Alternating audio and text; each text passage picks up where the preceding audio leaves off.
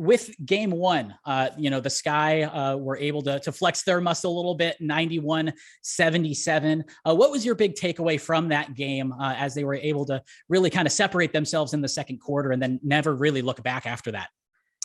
Well, first, I think, Jordan, in this matchup, we've got a couple heavyweights, right? We've got two teams that are playing their best basketball. But unfortunately, in game one for the Phoenix Mercury, they ran across a Chicago Sky team that was a little more rested than they were. Phoenix had just played a tough and emotional game 5 on Friday at Vegas, and then had to come home and prepare to play noon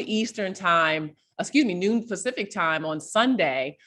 So that's a tough turnaround, I think, for a team to have to start the finals. But no excuses, as Diana Taurasi would say.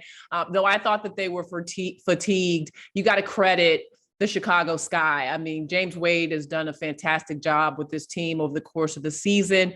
I don't know that their seeding would be what it is coming into the playoffs had they had Candace Parker fully healthy in stretches of the season. But at the end of the day, my biggest takeaway is just that, Phoenix is going to have to find a way defensively to slow down the Chicago Sky balanced offense. They had 6 players in double figures and just really got their transition game going. The 6 players in double figures, that's tough to defend against. So where would you look to attack to try to get the Sky a little bit off balanced offensively?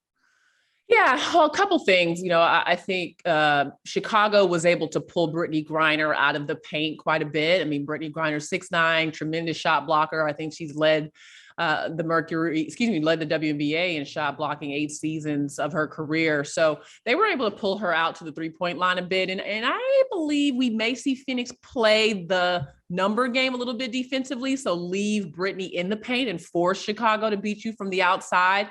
See if they can consistently hit those jump shots. The other boost for them is they're expected to get Sophie Cunningham back into the lineup, and she gives them a little bit of a bigger defensive presence at the wing. Kalia Copper, who plays the wing position for Chicago, had an outstanding game. She's had an amazing season, but had 21 points and 10 rebounds in game 1 of the WNBA finals. So they're hoping that Sophie Cunningham can give them a little bit of a different look defensively. She's tough.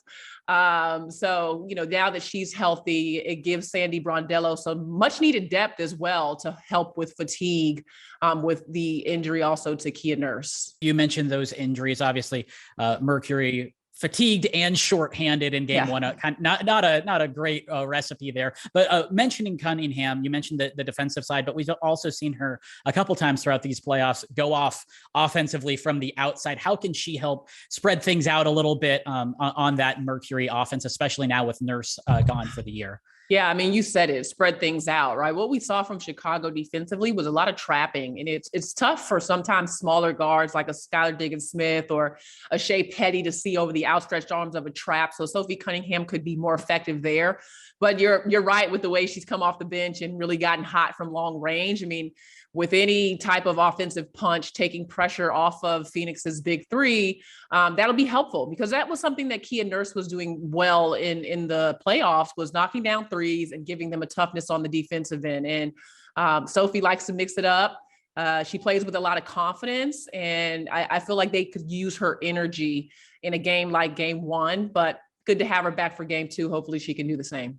Now in these finals, obviously you have some huge star power and also some great role players, but who's a player or two that you're looking out for here moving forward that could be a real X factor and help turn this series one way or the other?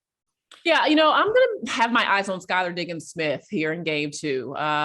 She had a solid game in game 1, but I believe with some of the injuries and the movement on the Mercury roster, she's going to have to do more scoring and take on more of that responsibility. She came out really looking to find her shot in game 1 and then kind of, disappeared. But again, because Phoenix relies so much on their big 3 and their starting 5, it could be a lot over the course of a game. So, but Skylar's tough, mentally, physically, she's relentless. This is her first WNBA finals appearance. She is eager to win that first championship. So she's a player for me that would be an X factor for Phoenix moving forward, in addition to getting Sophie Cunningham back. And then, for the Chicago Sky, Stephanie Dolson had a great game 1. She was the player that pulled Brittany Griner out of the paint. at 6'5", can shoot a face-up jumper. She set great screens. If she can continue to really impact the offense in multiple ways, like screening, like stretching with her three-point shot, that's difficult because you start out with Azrae Stevens and Candace Parker, and you've got your hands full, and then you bring Dolson in off of the bench. I just thought she was tremendous for Chicago. So she would be someone I would keep my eyes on moving forward. LaChina, a very exciting series here moving on in the finals. Thanks so much for the time and insight in a very busy time of year for you. Thanks for having me, Jordan. Appreciate it.